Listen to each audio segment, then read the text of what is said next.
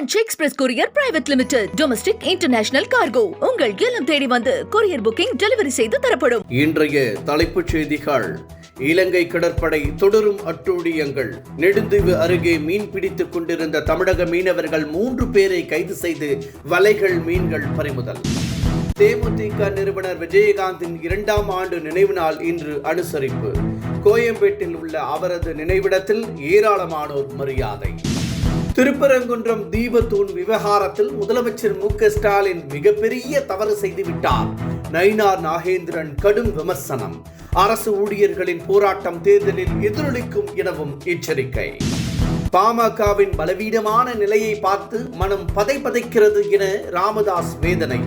20 எம்எல்ஏக்களை வைத்திருந்த கட்சி தற்போது அங்கீகாரமில்லாத கட்சியாக மாறிவிட்டது என வீடியோ பதிவு. இயக்குனர் பாரதி ராஜா மருத்துவமனையில் அனுமதி. விளக்கமான பரிசோதனைக்காக அனுமதிக்கப்பட்டுள்ளதாக தகவல். இனி விரிவான செய்திகள். அனைத்து மாநகராட்சிகள் நகராட்சிகளில் சொத்து வரி பெயர் மாற்றத்திற்கான கட்டணம் அறிவிக்கப்பட்டுள்ளது. குடியிருப்புகளுக்கு 500 ரூபாய் நிர்ணயம் செய்யப்பட்டுள்ளது.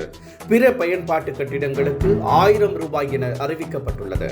மேலும் சொத்து வரி பெயர் மாற்றத்தின் போது குடிநீர் கட்டணம், புதை சாக்கடை இணைப்பு ஆகியவற்றை சம்பந்தப்பட்டவரின் பெயருக்கு அதே விவரங்களின் அடிப்படையில் பெயர் மாற்றம் செய்ய வேண்டும் என்றும் அதிகாரிகளுக்கு அறிவுறுத்தப்பட்டுள்ளது. தமிழக மீனவர்களை கைது செய்த இலங்கை கடற்படை மீண்டும் அட்டூழியத்தில் ஈடுபட்டுள்ளனர். நெடுந்தீவு அருகே மீன் பிடித்துக் கொண்டிருந்த மண்டபம் மீனவர்கள் 3 பேரை கைது செய்த இலங்கை கடற்படையினர் அவர்களது படகு, மீன்கள், வலைகளை பறிமுதல் செய்துள்ளனர். கடந்த வாரம் இலங்கை சென்றிருந்த வெளியுறவுத்துறை அமைச்சர் ஜெய்சங்கர் இலங்கை அதிபருடன் இந்திய மீனவர்கள் பிரச்சினை குறித்து பேசியதாக கூறப்படுகிறது.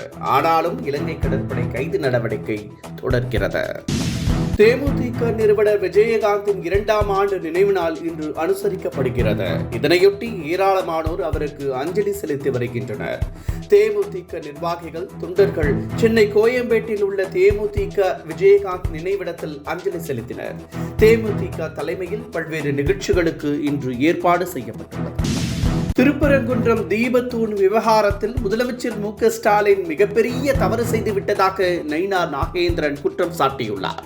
தீபத்தூண் தடை மக்கள் மத்தியில் கொழுந்துவிட்டு எரிய ஆரம்பித்துள்ளதாக அவர் கூறியுள்ளார். தீபம் ஏற்ற வேண்டும் என்பதில் அப்பகுதி பெண்கள் மிக உறுதியாக இருப்பதாகவும், திருப்பரங்குன்றம் விவகாரமும் அரசு ஊழியர்கள் போராட்டமும் தேர்தலில் எதிரொலிக்கும் என்றும் எச்சரித்தார். பாமக பலவீனமாக இருப்பதை பார்த்தால் நெஞ்சம் பதறுகிறது என ராமதாஸ் வேதனை தெரிவித்துள்ளார். ஒரு காலத்தில் 20 எம்எல்ஏக்களை வைத்திருந்த பாமக தற்போது அங்கீகாரமே இல்லாத நிலைக்கு தள்ளப்பட்டுள்ளதாகவும் அவர் வேதனை தெரிவித்துள்ளார். அன்புமணிக்கு MP, மத்திய அமைச்சர் என பல பதவிகள் வழங்கியும் அவர் பொறுப்புடன் செயல்படவில்லை என்றும், பாமகவின் தற்போதைய நிலைக்கு அன்புமணிதான் காரணம் என்றும் ராமதாஸ் குற்றம் சாட்டியுள்ளார். திமுக கூட்டணியில் ஆட்சியிலும் பங்கு, அதிகாரத்திலும் பங்கு என்ற நிலைப்பாட்டில் உறுதியாக இருப்பதாக செல்வ பெருந்தகை தெரிவித்துள்ளார். திமுக கூட்டணியில் தற்போது அங்கம் வகிக்கும் காங்கிரஸில் சில தலைவர்கள் ஆட்சி அதிகாரத்தில் பங்கு என்ற கோரிக்கையை தொடர்ந்து வலியுறுத்தி வருகின்றனர். இந்த நிலையில் ஆட்சியிலும் பங்கு என்ற நிலைப்பாட்டில் உறுதியாக இருப்பதாக செல்வ பெருந்தகை தற்போது தெரிவித்துள்ளார். இதனால் இந்த பிரச்சனை மீண்டும் சலசலப்பை ஏற்படுத்தியுள்ளது. திமுக கூட்டணியில் தொகுதி விவகாரத்தை கட்சிகள் எழுப்பி வருகின்றன. இதனால் திமுக தலைமைக்கு நெருக்கடி ஏற்பட்டுள்ளதாக கூறப்படுகிறது. ஆட்சியிலும் பங்கு, அதிகாரத்திலும் பங்கு என்ற கோரிக்கையை காங்கிரஸ் ஒருபுறம் எழுப்பியுள்ளது. அதிக சீட்டுகளை கேட்போம் என கம்யூனிஸ்ட் கட்சிகள் கூறுகின்றன. இந்த நிலையில் மற்றொரு கட்சியான IUML தமிழ்நாட்டின் முஸ்லிம்கள் 7% உள்ளதால் 16 தொகுதிகளை ஒதுக்க வேண்டும் என வலியுறுத்தியுள்ளது. குறிப்பாக தங்கள் கட்சிக்கு 5 தொகுதிகளை ஒதுக்க வேண்டும் என IUML பொதுச் செயலாளர் முகமது அபூபக்கர் தெரிவித்துள்ளார். பிரபல இயக்குனர் பாரதி ராஜா மருத்துவமனையில் அனுமதிக்கப்பட்டுள்ளார். தனது மகன் மனோஜின் மறைவுக்கு பிறகு கடுமையான மன உளைச்சலில் அவர் இருந்து வருகிறார்.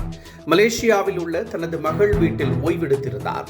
அண்மையில் சென்னை திரும்பிய அவர் நீலாங்கரையில் உள்ள தனது வீட்டில் இருந்தார். இந்த நிலையில் வழக்கமான பரிசோதனைக்காக அவர் சென்னையில் உள்ள மருத்துவமனையில் பாரதி ராஜா அனுமதிக்கப்பட்டுள்ளதாக தகவல் வெளியாகியுள்ளது. Branch express courier private limited. Domestic international cargo. உங்கள் இல்லம் தேடி வந்து கொரியர் புக்கிங் டெலிவரி செய்து தரப்படும். என்றும் உங்களுடன் மை இந்தியா. முக்கிய செய்திகளை உடனுக்குடன் தெரிந்து கொள்ள சப்ஸ்கிரைப் பண்ணுங்க, பெல் பட்டனை பிரஸ் பண்ணுங்க.